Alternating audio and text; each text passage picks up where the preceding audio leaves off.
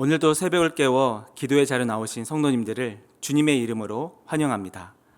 사도신경을 고백함으로 새벽 기도회를 시작하겠습니다. 함께 고백하겠습니다.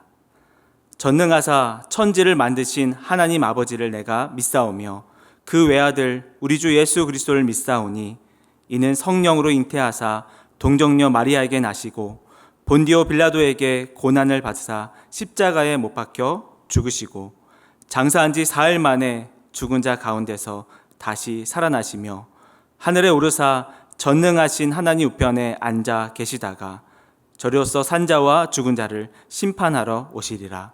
성령을 믿사오며 거룩한 공회와 성도가 서로 교통하는 것과 죄를 사하여 주시는 것과 몸이 다시 사는 것과 영원히 사는 것을 믿사옵나이다. 아멘. 네, 함께 부를 찬송가는 446장, 찬송가 446장, 주음성 외에는 다 함께 찬양하시겠습니다.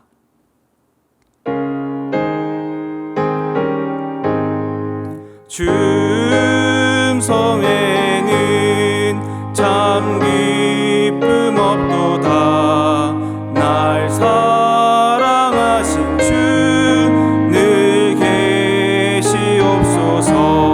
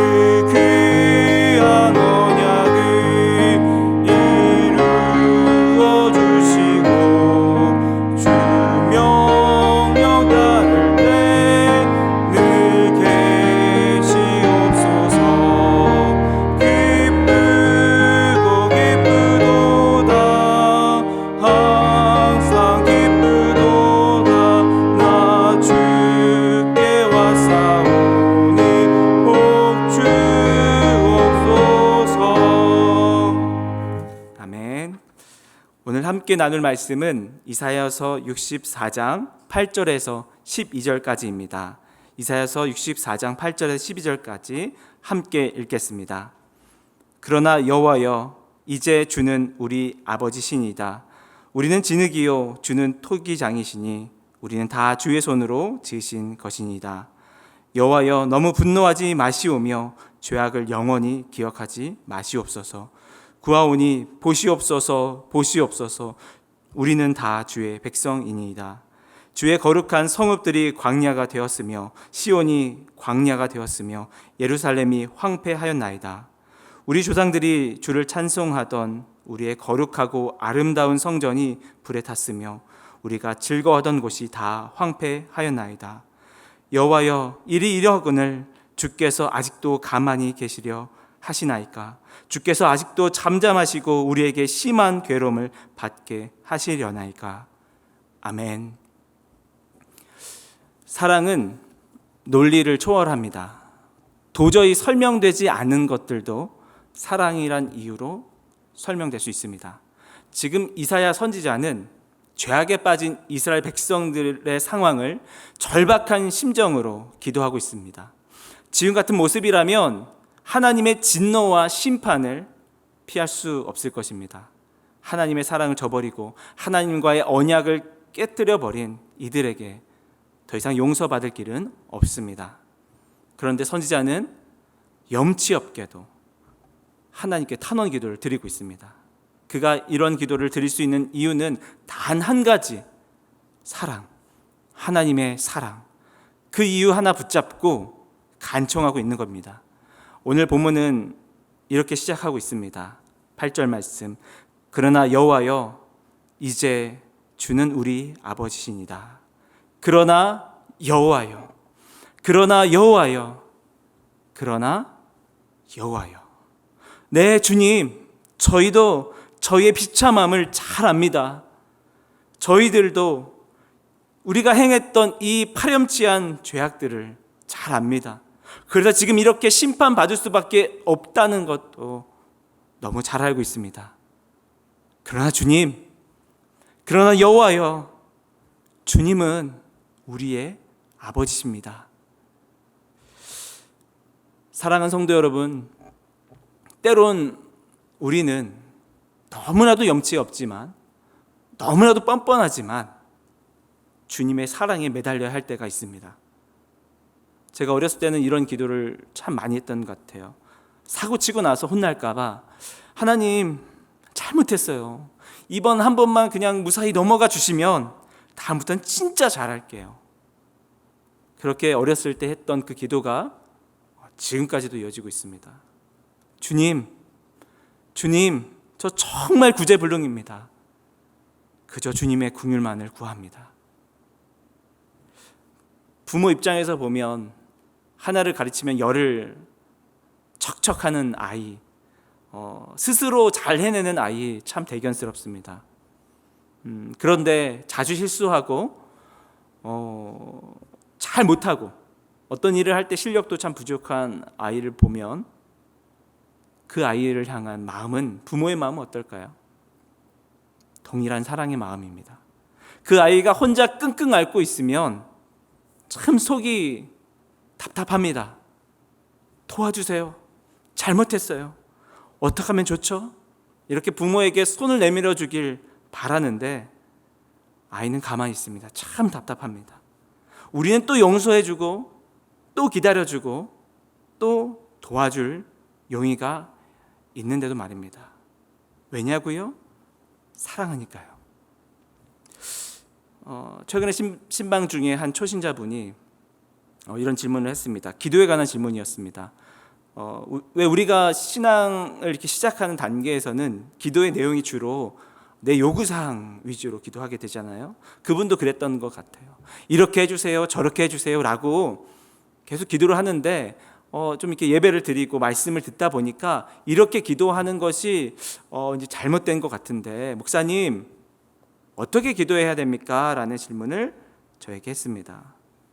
어떻게 기도하는 것이 정답일까요? 어떻게 기도하는 것이 잘 기도하는 것일까요? 저는 초신자 분이셨기 때문에 이렇게 답을 했습니다. 성도님, 아무렇게나 기도하세요. 하나님은 성도님의 목소리가 듣고 싶을 거예요. 옹알이를 하더라도 하나님께서는 찰떡같이 알아들으실 겁니다. 그렇게 기도하다 보면 하나님께서 기도를 교정해 주실 텐데요. 그때 순종하려는 마음만 있으면 됩니다. 우리가 하나님의 그 사랑을 붙들고 기도합니다. 염치 없고 부끄럽지만 또 오늘도 주님의 사랑을 붙들 수밖에 없습니다. 오늘 이사야가 어떻게 기도했는지 두 가지만 살펴보려고 합니다. 먼저 9절 보겠습니다. 여호와여, 너무 분노하지 마시오며 죄악을 영원히 기억하지 마시옵소서. 구하오니 보시옵소서, 보시옵소서. 우리는 다 주의 백성이니이다. 보시옵소서, 보시옵소서. 저를 좀 봐주시옵소서. 우리는 주님의 백성 아닙니까? 여러분, 기도할 때 먼저 우리는 염치 없이 기도해야 됩니다. 염치가 없어야 돼요. 우리는 원래부터 그렇게 착하고 바른 자녀들이 아니었습니다. 우리는 효자가 아니에요. 우리는 탕자에 가깝습니다. 부모님의 걱정거리고 집안의 애물단지입니다. 로마서 5장 8절 말씀에 이렇게 기록되어 있습니다. 우리가 아직 죄인 되었을 때에 그리스도께서 우리를 위하여 죽으심으로 하나님께서 우리에 대한 자기의 사랑을 확증하셨느니라. 우리가 언제부터 깨끗했습니까? 우리는 죄인들이었습니다. 죄덩어리였습니다. 그런데 그 더러운 죄인의 모습일 때부터 하나님께서는 우리를 사랑해 주신 거예요. 오늘도 넘어지고, 오늘도 흔들리고, 오늘도 실수하지만 주님, 절 좀 봐주세요. 저 여기 있어요. 당신의 아들이에요. 이것은 또 다른 겸손함입니다. 우리의 스스로의 힘으로 일어설 수 없음을 고백하는 겁니다. 주님만 의지하겠다라는 고백입니다. 주님, 우리 정말 구제불능입니다. 그러니 우리를 다스려 주세요. 우리를 인도해 주세요. 우리를 빚어가 주세요. 한 가지 더 살펴보겠습니다. 12절 말씀입니다. 여호와여, 일이 이러하거늘 주께서 아직도 가만히 계시려 하시나이까? 주께서 아직도 잠잠하시고 우리에게 심한 괴로움을 받게 하시려나이까? 우리가 기도할 때 하나님께서 잠잠하지 않도록 기도해야 됩니다. 예, 물론 하나님께서는 주무시지도 졸지도 않으시는 분이십니다. 우리를 위해서 행동하시는 분입니다. 그러나 한 번 더 우리가 하나님께 간청하는 겁니다. 하나님 도와달라고요. 우리가 하나님께 드린 것이 하나 없을지라도 우리는 하나님께 도움을 요청할 수 있습니다. 괜찮습니다. 왜냐하면 우리는 하나님의 자녀들이기 때문입니다. 담대하게 하나님께 요구할 수 있습니다. 다만 하나님께서 가장 좋으신 것을 우리에게 주신다는 믿음을 갖고 기도하는 겁니다. 그래서 나보다 나를 더 잘 아시는 하나님께서 내가 요구하는 것보다 가장 좋은 길로, 바른 길로 인도해 주신다라는 그 믿음을 가지고 하나님께 간청하는 겁니다. 하나님이 우리를 언제 사랑하셨다고요? 우리가 아직 죄인 되었을 때. 로마서 5장 8절 말씀을 다시 한번 읽겠습니다. 우리가 아직 죄인 되었을 때에 그리스도께서 우리를 위하여 죽으심으로 하나님께서 우리에 대한 자기 사랑을 확증하셨느니라. 하나님께서는 우리가 아직 죄인 되었을 때에 그때부터 그 사랑하심으로 말미암아 그 사랑 때문에 행동하셨습니다. 십자가의 죽으심으로 보여주셨습니다. 물론 오해는 말아주셨으면 좋겠습니다. 저는 자기 중심적인 기도를 하라, 이기적인 기도를 하라, 기복적인 기도를 하라라고 말하고 있는 것이 아닙니다. 우리와 하나님과의 관계에 대해서 말하는 겁니다. 그 관계 안에서 우리가 어떻게 기도할 수 있는가를 말하고 있는 겁니다. 하나님은 우리를 감시하고 평가하는 분이 아닙니다. 있는 모습 그대로, 실수해도 더러워도 있는 모습 그대로 당신의 자녀로 사랑해 주시는 분입니다. 그 관계 안에서 기도할 수 있는 겁니다. 하나님께서 잠잠하지 않은 이유는 무엇 때문이었습니까? 사랑 때문이었습니다. 베드로가 그 바다 한가운데서 그 믿음이 약해서 물에 빠졌을 때 예수님께서는 어떻게 행동하셨습니까?